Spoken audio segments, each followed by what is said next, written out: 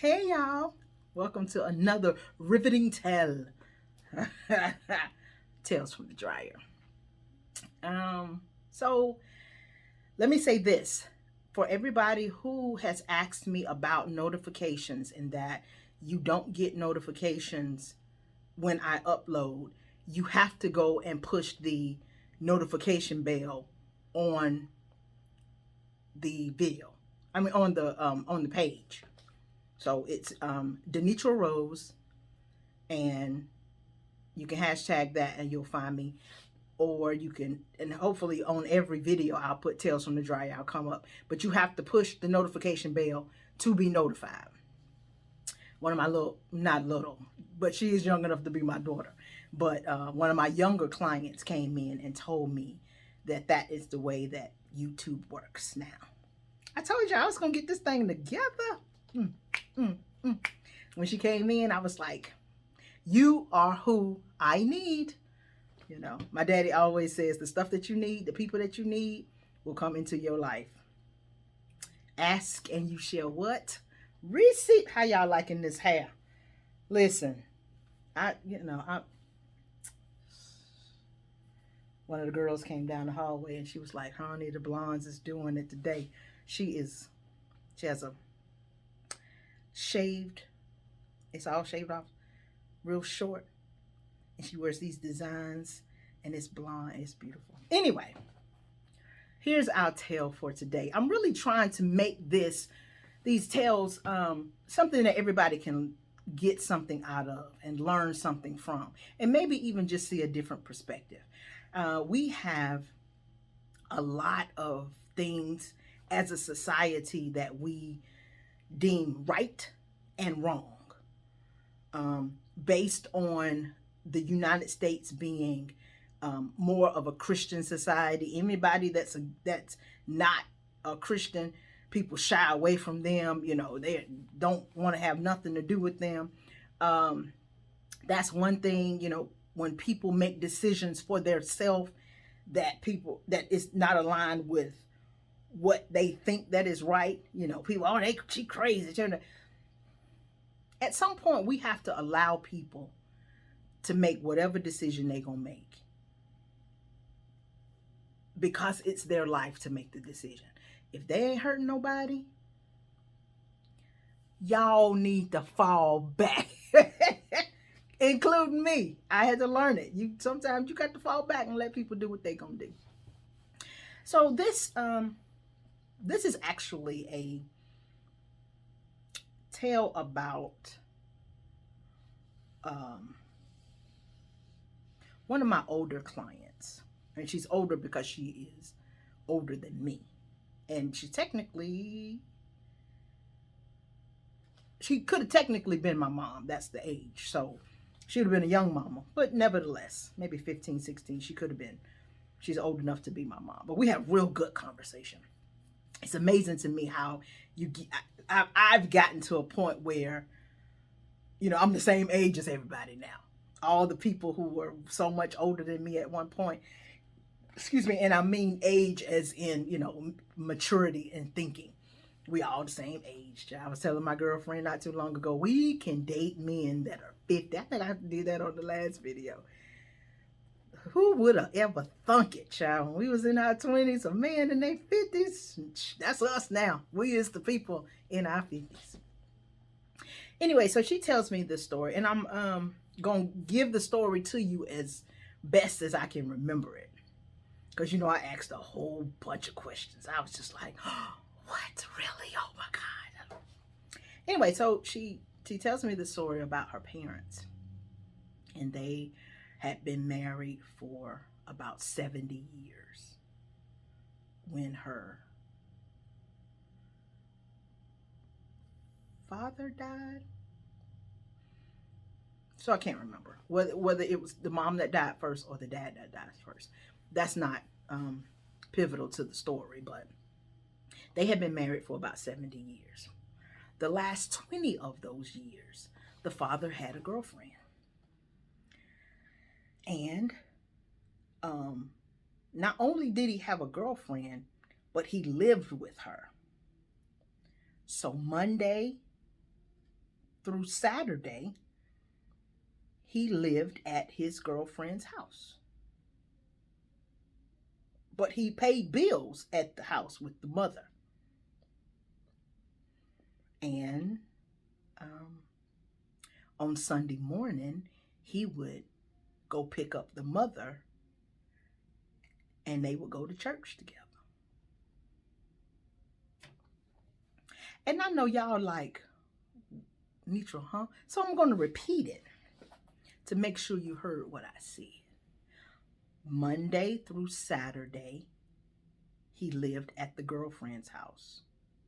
And on Sunday morning, he went to pick up his wife and they went to church. That's what it was. I don't know within that 20-year period of him having a girlfriend when that changed, but that's what it was when, let's say he died first. That's what it was when he died. Yeah. What is extremely interesting about it for me is that was her husband and that was the period. It didn't make a difference what decision he had made. She was still going to be his wife. And she was that. And she made a decision that she was still going to live her life. And on Sunday morning, she was going to be ready when he got there to go pick her up. So now let me go back, because now that I'm thinking more about it, I want to believe that the mom died first, not the dad. The mother died first, because when she passed away, the girlfriend believed that he was going to marry her. But he never was going to marry her, which is why he never left his wife. That was his wife, and he never was going to get married again. That's tale number one. This is tale number two.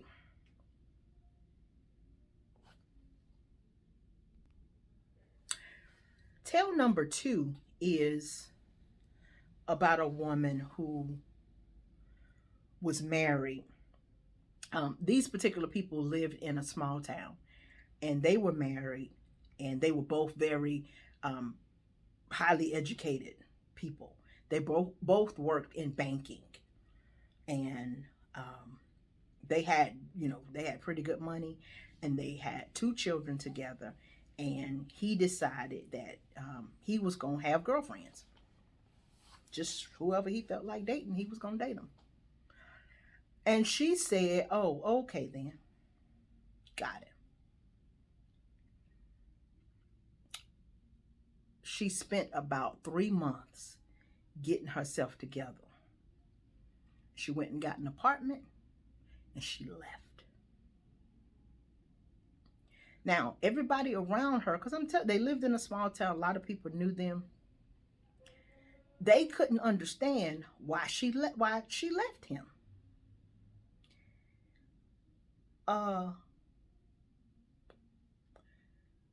He has all this money. He has all this status. You can't just overlook the fact that he got a girlfriend every now and again. She said, "No, I can't overlook it. I don't want to be with anybody who is dating other people. Period." So they had this really contested and contentious divorce situation, and small town, so everybody knew about it. And it was, he didn't want her to have a house, and I mean it was just a whole mess. She got the house anyway, and she raised her children, and he went on, and he never got remarried, but he still dated a lot of women. That's just what he did. My point for telling these two tales is that both of these women made decisions for their own personal lives. Okay? The woman in the first story made a decision that she was going to stay. She wasn't going nowhere. She was going to continue to live her life, and she was going to let her husband live the life that he wanted to live. The second woman made a decision that she was getting ready to bounce. And he can continue to live whatever life he wants to live. My point is to tell people that you need to do what's best for you. Whatever that is. However that works. In neither of these situations did these women do anything that hurt anybody else. And I know people can kind of, say, well, he hurt her. And that's very true. But I'm talking about the women of the stories. Neither one of them made any decision that hurt anybody based on what they thought. Now, we can say that the woman in the first story could have given her children a bad, sense of belonging, where you're in a situation with somebody who doesn't want you. But he never said he didn't want her. He just wanted something else too. She gave him the opportunity for that. The woman in the second situation, they could say, you could have kept your family together. Now these children have to be, without their fathers in the house.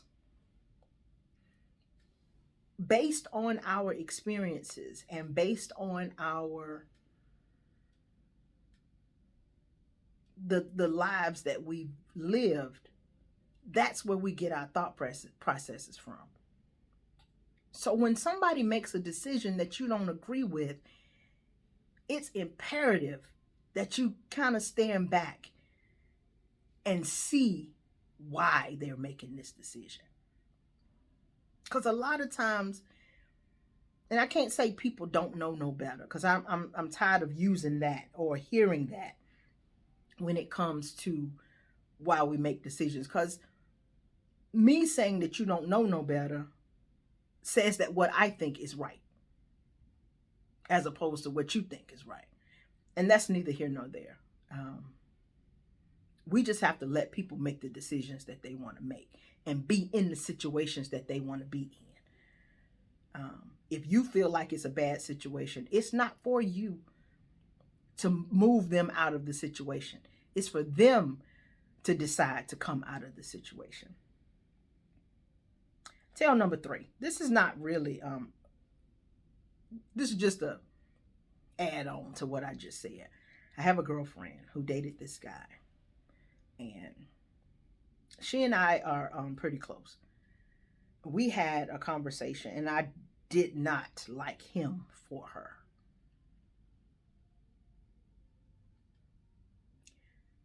Period. I didn't like him. He was a cool dude. Had a good time, laughed and stuff, but he didn't treat her the way I thought she should have been treated.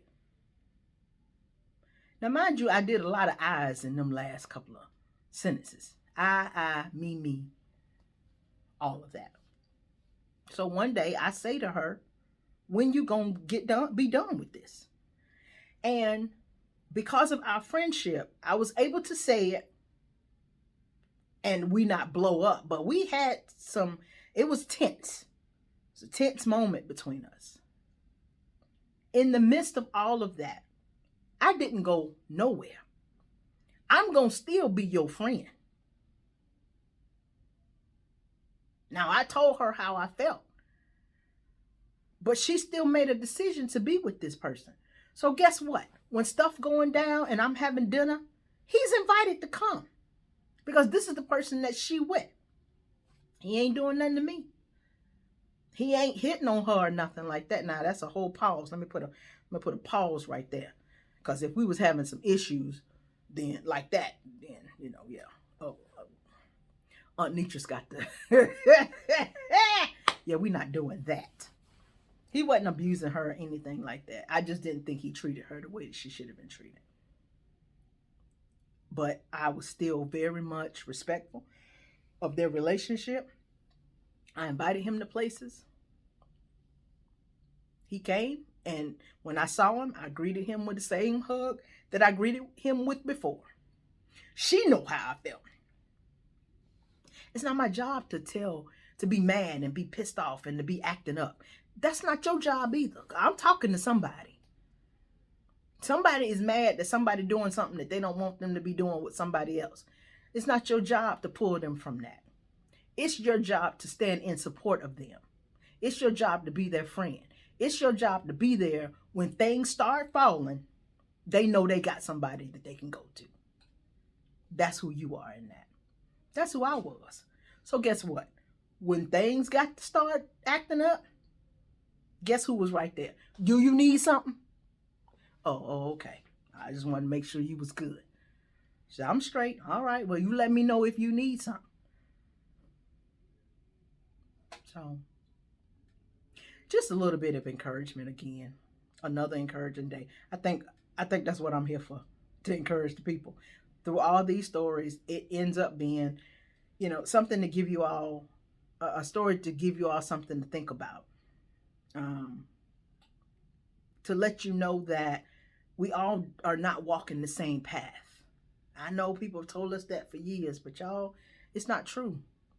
We're not all here doing the same thing. And some people got to go through some stuff that looks like it's crazy to us.